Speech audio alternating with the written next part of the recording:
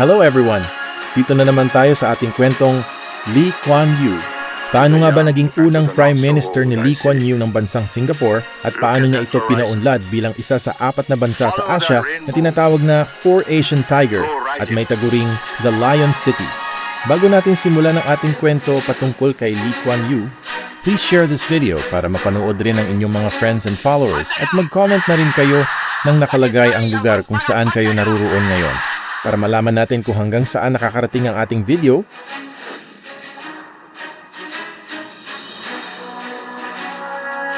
10 years from now, this will be a metropolis.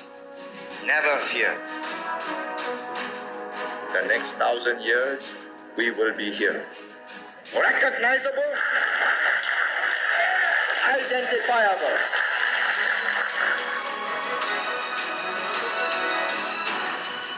A total population refused to be cowed.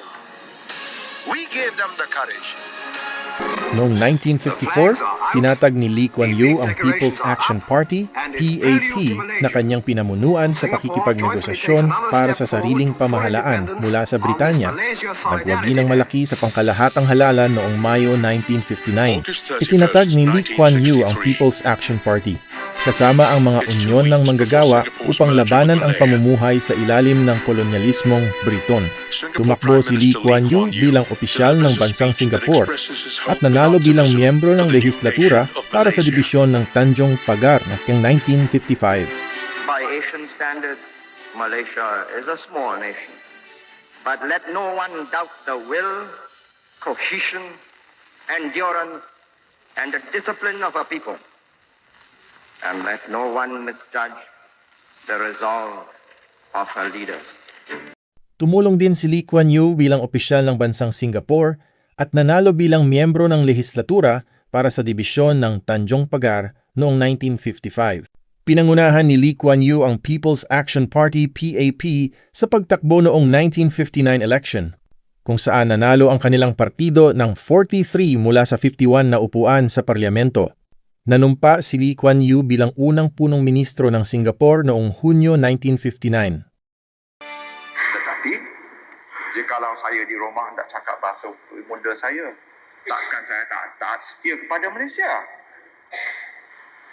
Supaya menteri dari Sarawak, takkan dia kalau balik rumah panjangnya dia cakap bahasanya, dia tak ada taat setia kepada Malaysia.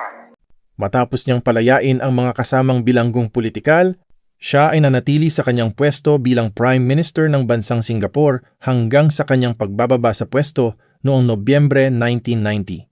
Hanggang dito na lang muna tayo sa ating kwento at sanay abangan niyo pa ang aking mga upload videos. At para na rin lagi kayong updated sa aking mga videos, please follow, share, and subscribe. Thank you. For me, it is a moment of anguish because all my life,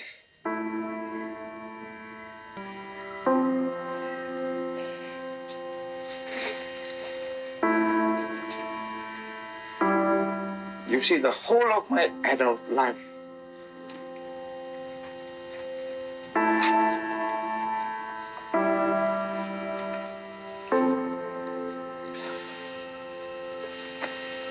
I had believed in Malaysian merger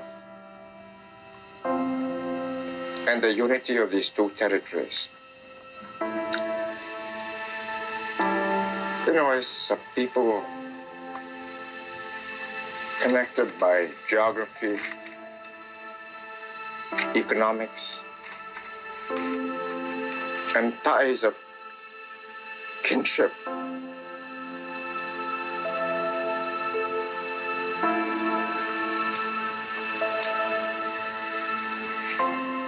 would you mind if we stop for a while?